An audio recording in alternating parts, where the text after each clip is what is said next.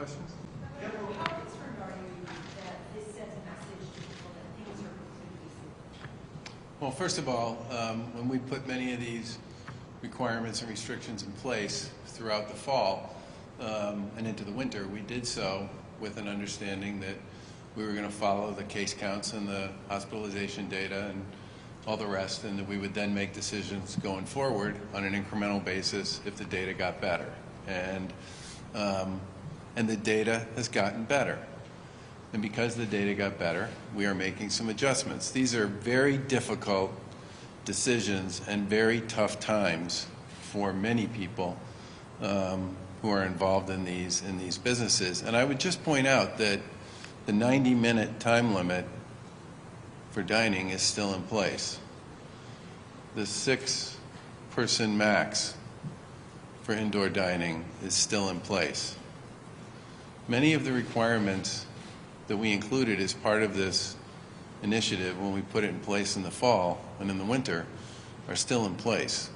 This is an adjustment associated with capacity, effective Monday morning, based on the fact that we have seen, as I said in my remarks, a 50% reduction in our 7-day average case count since its peak in early January, and a 35% reduction in COVID hospitalizations. We've also seen, as a result of our early initiative to vaccinate COVID-facing hospital workers and other hospital workers, a significant improvement in staff outages at hospitals around the Commonwealth, which has fortified the hospital community's ability to take care of COVID patients and, by the way, to take care of other people as well. I mean, at one point in time, we had enough people out either because they had COVID or they were quarantining because they were exposed to someone who had COVID that got up to about 1,500 to 2,000 beds. That number has gradually been coming back online as we've gone through this process, which makes the hospital community generally in better shape to take care of both COVID and non-COVID patients, which was important to us. Is the vaccine availability factor to your decision, the vaccine being more widely available rather than just to hospital? Well, let's face it, we have a long way to go on the vaccine rollout. Remember, there are almost 7 million people in Massachusetts, and roughly speaking, there's somewhere between 4 and 5 million people who are ultimately going to be eligible to get vaccinated, and the group that we're currently working our way through has about 1.1 million people in it who need 2 shots, right? So the point I would just make there is there will be a heck of a lot more vaccination activity going on in March than there was in February, and in April than there is in March, and in May than there is in April. The process on this is really just getting going. And when I say that, I'm basing that on the assumption that the production side of this and the Fed distribution piece is also going to grow along with that. Governor, by doing this, are you not? The numbers seem like they went down real quick. What do you think? I mean, obviously we've been talking about all the things that you did leading up to the holiday. Is there any science as to why people just not together anymore? Or why do you think it just went down so quickly?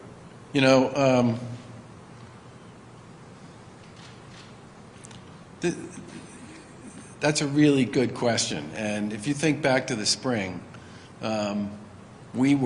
it took a really long time for our hospitalization counts, our COVID hospitalization counts, to go down once we went over the peak. I mean, we were kind of on, the slowest slope line you could imagine for a really long period of time. We did not have anything that looked like the drop that we've seen over the past 3 or 4 weeks this time. And there are a lot of people speculating about what's driving that.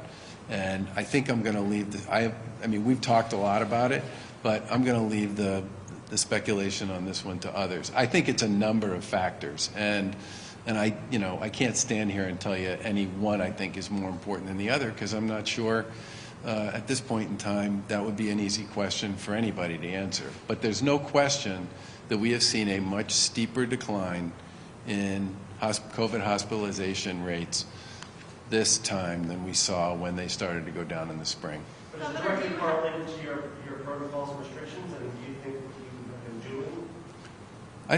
I think the decisions we made with respect to the protocols and the restrictions certainly played a role in it. But again, I also think, you know, this stuff only works if the people in Massachusetts, much more broadly than that, choose to take that into account when they make their own decisions. I mean, we've said for a long time that people in their private, informal gatherings have a big role to play on this, and I do think people have taken that seriously. And I also believe that after the Thanksgiving spike, which was pretty clear and pretty obvious to everybody, that did have some impact on the way people thought about the rest of the holidays and the time going forward here. Governor, do you have any concerns that by doing this, loosening restrictions, you are setting up conditions for the more contagious variants to spread?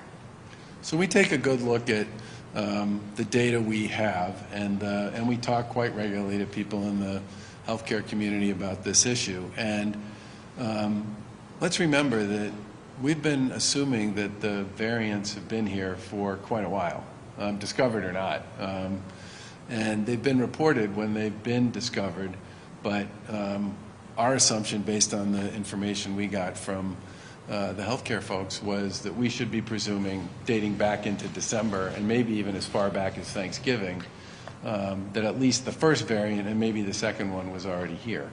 And yet we have seen dramatic declines in both hospitalizations and case counts since sort of early January. I think we obviously know how important it is for everybody to continue to be vigilant and continue to do the things that we all know prevent the spread. But I think the variants have been with us for a while during a period of time in which we have seen pretty significant drops. Any plans to move up restaurant workers and vaccine eligibility? New York has started to vaccinate them. Now these capacities are going up. Will they move at all? Well, keep in mind that the way we set this up in the first place was, you know, do the things we needed to do to strengthen healthcare workers who deal directly with COVID. So that meant hospital workers, long-term care workers, assisted living workers, home health workers, PCAs, folks who work with folks with mental health issues, folks who work with folks with developmental disability issues, and folks who work with the homeless population. I mean, that was the work group that and first responders. Those were the work groups that we teed up straight out of the gate, and then we included a number of other categories of really at-risk people, such as people with developmental disabilities who live in congregate settings, the whole thing associated with residents of nursing homes and skilled nursing facilities and assisted living residences. I mean, our focus out of the gate here was the people who treat people with COVID and the people who are most at risk of being significantly compromised or losing their life because of COVID. And we still need to work our way through the rest of that population. When I talked about the 1.1 million people who we are currently vaccinating, that is that community plus the over 75s, okay? And there's just no question that the over 75 community is at greater risk of hospitalization and death than basically any other group.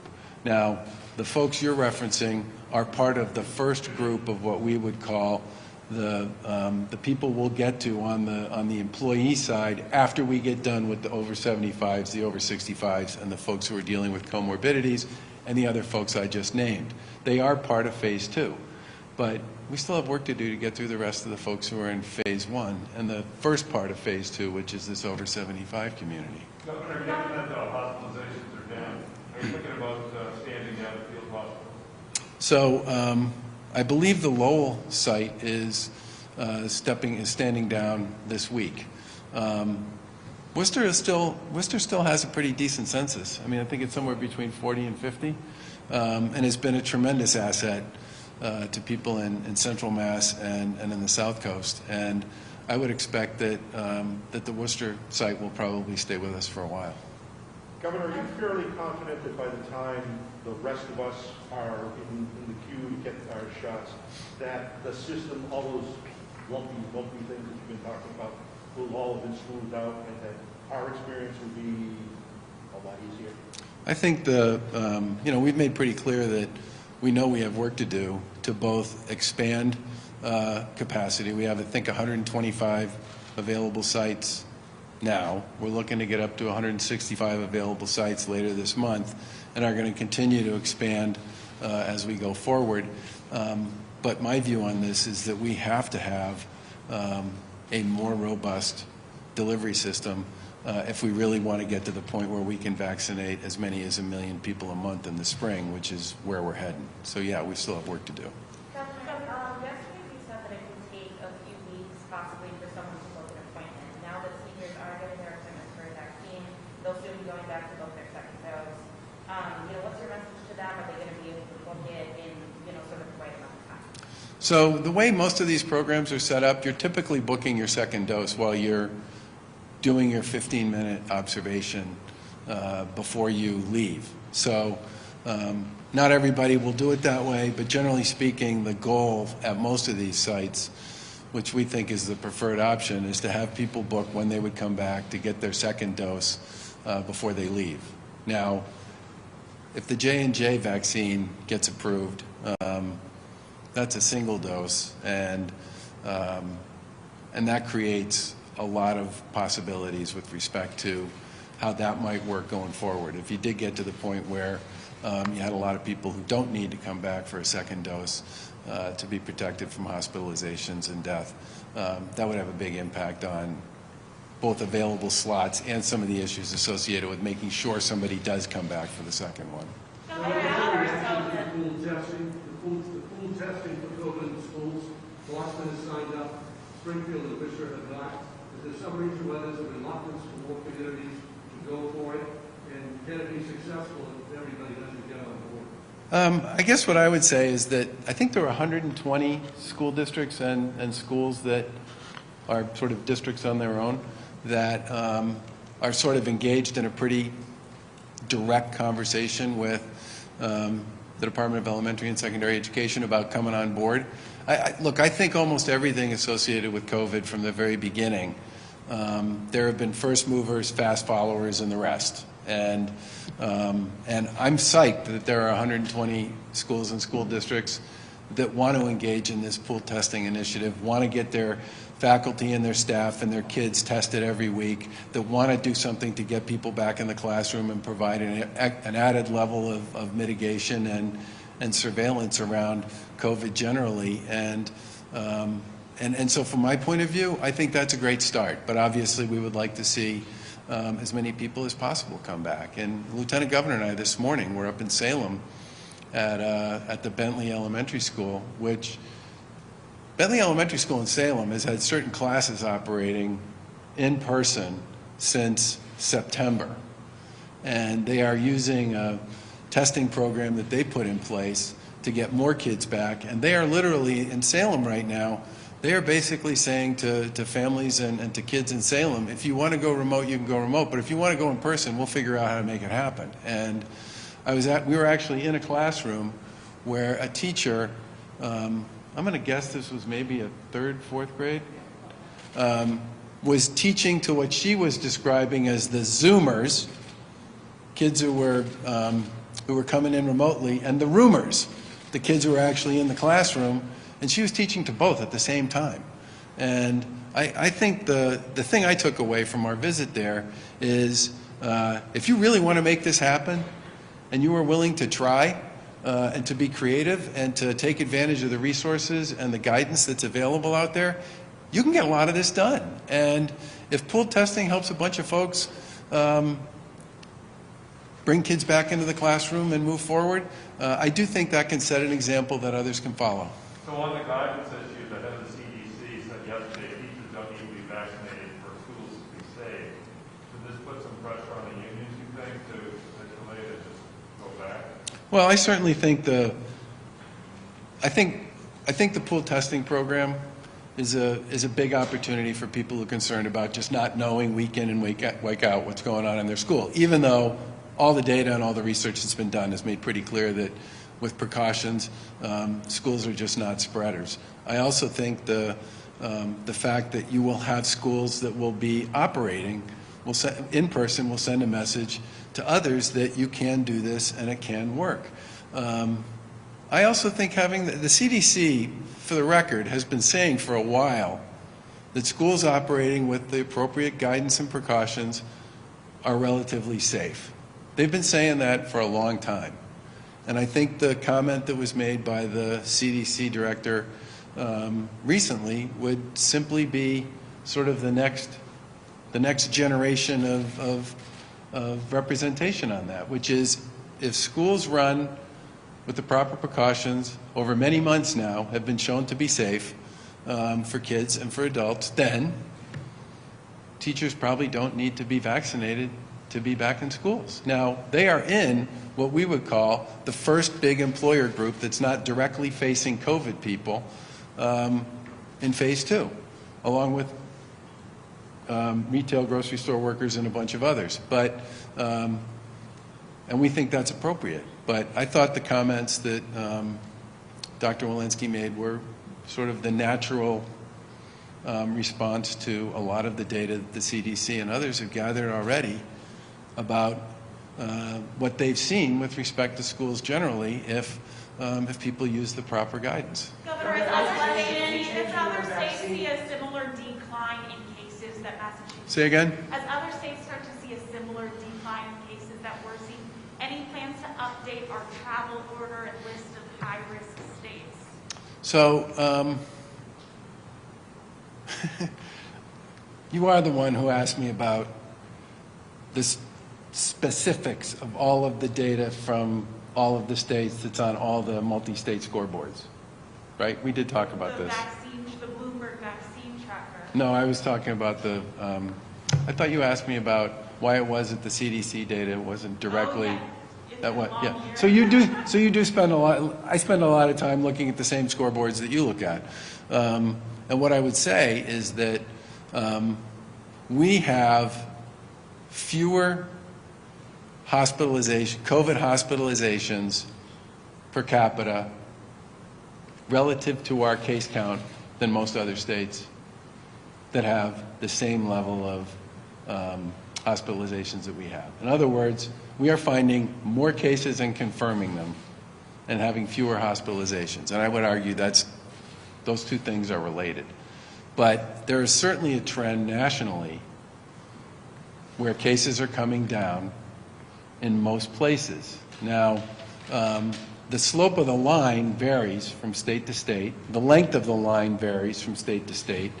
And on hospitalizations, in most states, you have seen also a peak and a move over the top of the peak and are coming down. But the same thing is true there. Some have been coming down for weeks. Some have just started to come down. And where they started from depends. So I would say that nationally, for the most part, case counts are coming down and hospitalizations are coming down, but the rate they're coming down and how long they've been coming down and where they started from varies a lot from state to state.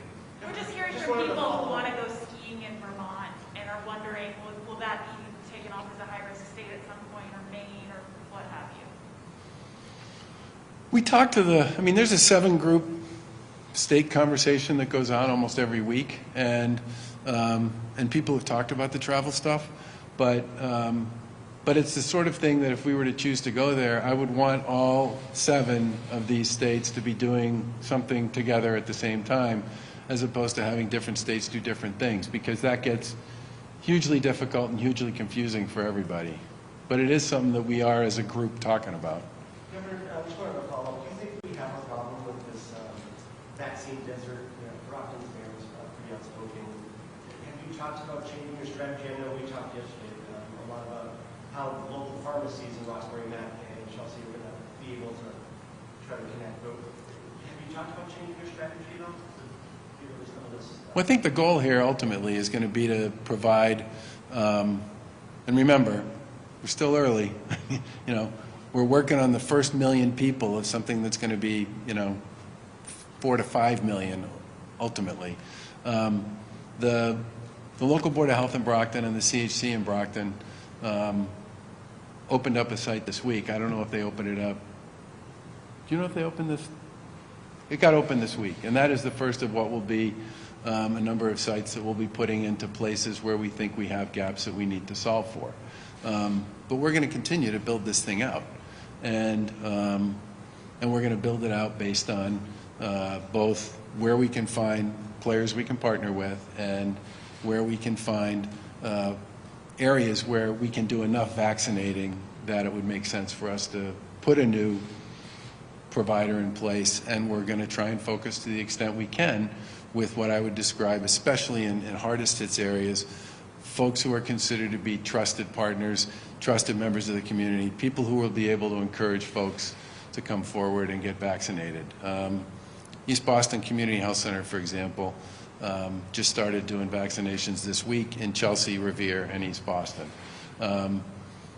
They have open slots, and they are working hard to fill them. Beth Israel Leahy opened up a slot this week, a vaccination site this week in Dorchester at the First Parish Church. They have open slots there. They would like to fill those. The City of Boston, we worked with the City of Boston to open up Reggie Lewis. We are going to expand that over time, and we're going to work to make sure that we find partners in the community who can help us get folks to come on in and get vaccinated, because we really want that to be a successful site for the same reason.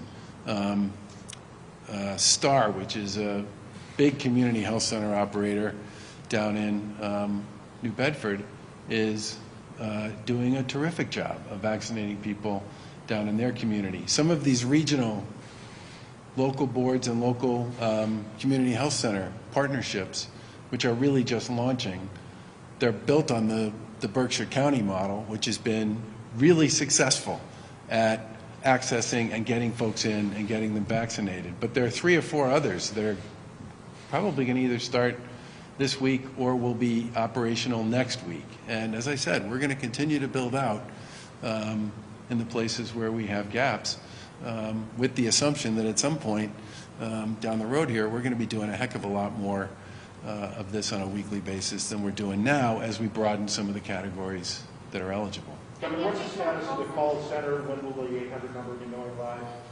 Well, we said it would be this week, and it's going to be this week. What about elective surgeries? Are those still on pause? They are on pause. Elective surgeries are on pause, but the thing I would say is that in the spring, we and the hospital community were using a far more aggressive standard around this than we've been using this fall and this winter. And there are 2 reasons for that. One is because we use such an aggressive standard in the spring, there was a lot of pent-up demand where something at some point is no longer an elective. I mean, you need to do it.